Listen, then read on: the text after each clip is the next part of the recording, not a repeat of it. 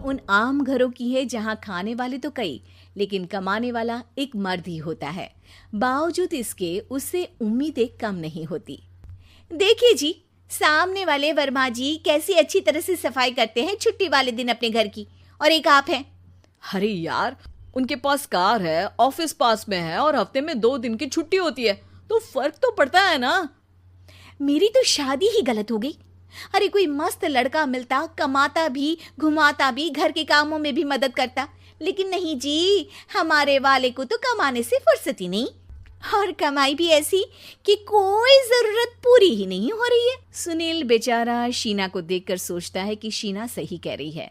देखने में सुंदर है, घर का सारा काम कर लेती है, उसे तो कोई भी अच्छा लड़का मिल सकता था।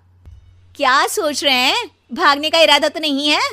अरे नहीं मेरी प्यारी बीवी, मैं तो नहीं, पर डर है कि तुम नहीं कहीं भाग जाओ मुझे छोड़कर। शीला सुनील के मुंह से प्यार भरी बात सुनकर मुस्कुराती है। आप भी ना। सुनील एक दिन ऑफिस से घर आता है कि तभी शीना कहती है, सुनिए जी, वो मेरी सहेली आई थी, सारा दिन वो लोग यहीं थे, अब जा रही थी तो मैंने कहा नहीं नहीं, मेरे पति छोड़ आएंगे ना तुम्हें, तो रोक लिया मैंने। सुनील थोड़ी देर कुछ सोचता है, फिर कहता है, ठीक है, मैं कपड़े चेंज करके आता हूँ। अरे तेरे पति को तो लग रहा है कि अच्छा नहीं लगा। अरे नहीं नहीं, ऐसी कोई बात नहीं है, रुको मैं अभी उन्हें घर के कपड़े देकर आती हूँ। शीना अंदर जाती है जहां सुनील पलंग पर लेटा होता है। अरे क्या मजाक है, वो कह रही है कि आपने मुंह बना लिया। सही तो कह रही है, सुबह से अब ऑफिस से लौटा हूँ, एक कप चाय का तो पूछा नहीं, 20 किलोमीटर जाओ और आओ, और फिर कल उसी टाइम पर ऑफिस। अरे यार, मुझे गाड़ी चलानी आती ना तो बोलती भी नहीं आपको, और कौन सा रिक्शा खींच कर जाना है आपको। सुनील अब क्या बोलता। रात देर से आता है और सो जाता है। अगले दिन शरीर दर्द हो रहा है। अरे तो मत जाओ ना ऑफिस, चलते हैं ना मार्केट घूमने, फिर पिक्चर देखेंगे और रात में खाना खाकर घर वापस। सुनील जब सारे दिन की थकान वाला शेड्यूल सुनता है तो वो सीधे सीधे ऑफिस के लिए तैयार हो जाता है। अब आए दिन शीना की डिमांड बढ़ती ही चली जाती है और सुनील उसको पूरा भी करता। लेकिन एक दिन, ए जी मेरा भाई आ रहा है, उसे 2 लाख रुपए की जरूरत है। हाँ तो मैं क्या करूँ शीना, मेरे पास इतने रुपए नहीं है। हाँ हाँ पता है नहीं है, लेकिन किसी से लेकर तो दे सकते हो ना। अरे मैं किससे मांगू, मेरे तो जानने में भी कोई नहीं है जिसके पास इतनी बड़ी रकम हो। तभी वहां शीना का भाई शीनू आ जाता है।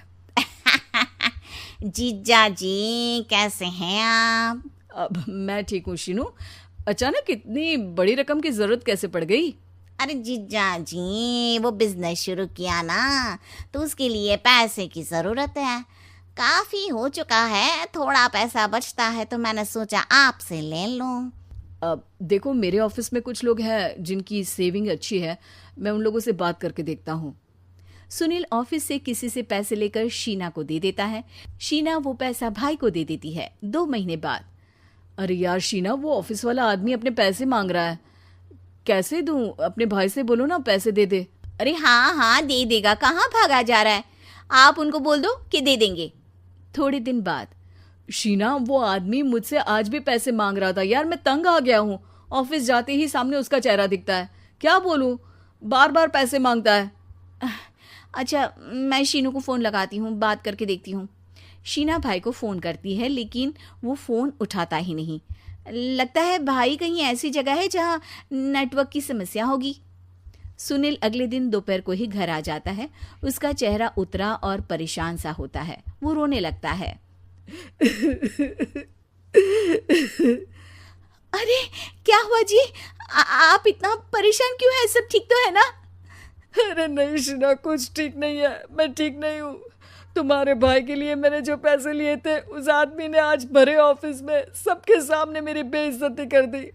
सबके सामने आज मैं कर्जदार बनकर खड़ा था। मैंने हर वो प्रयास किया घर चलाने के लिए जो मैं कर सकता था, लेकिन अब नहीं होगा। वो फिर रोने लगता है। अरे आप तो औरतों की तरह रो रहे हैं, मर्द हैं आप। क्यों, आदमी के सीने में दिल नहीं होता, या फिर वो इंसान नहीं मशीन होता है? अरे मैं थक चुका हूँ शीना, तुम समझती क्यों नहीं? मैं भी शारीरिक और मानसिक रूप से थकता हूँ, मैं भी आराम करना चाहता हूँ, सुकून चाहता हूँ। मैं अब कुछ नहीं कर सकता। कुछ नहीं। वो बैठ जाता है। शीना पति को हैरान परेशान देखकर चुप हो जाती है। अगले दिन, सुनिए, ये लीजिए 2 लाख रुपये, उस आदमी को दे दीजिए और बोल दीजिए कि आज के बाद किसी को पैसे के लिए बेइज्जत ना करे। सुनील पैसे देखकर राहत की सांस लेता है। अरे शीना, तुमने तो मेरा बहुत बड़ा काम कर दिया। अब मैं शान से ऑफिस जा सकता हूँ, लेकिन ये पैसे आए कहाँ से? ये पैसे मैंने अपने गहनों को गिरवी रख कर लिया है। तुम ठीक रहो, निश्चिंत रहो, मैं बस यही चाहती हूँ। मुझे माफ़ करना, पर अब मैं समझ चुकी हूँ कि मर्द को भी दर्द होता है।